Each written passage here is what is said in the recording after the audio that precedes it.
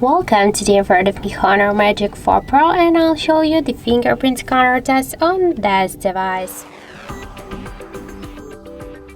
So I just set up my fingerprint here to the scanner. Okay, sorry, now just here we can see the scanner, and now I'll make a couple of tries to unlock the device with my fingerprint, and we'll see how far this feature is and does it works. So let's start. 1, 2, 3, 4, 5. So as we can see, the fingerprint unlock works here so fast, but just to unlock the device you should hold for a while the scanner, not just to simply touch it, because here we have no chance just to unlock it.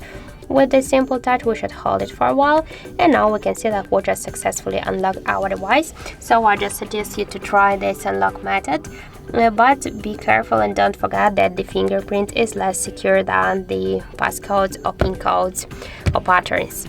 So that's it. Thank you for watching, and if you find this video helpful, don't forget to leave a like, comment and to subscribe our channel.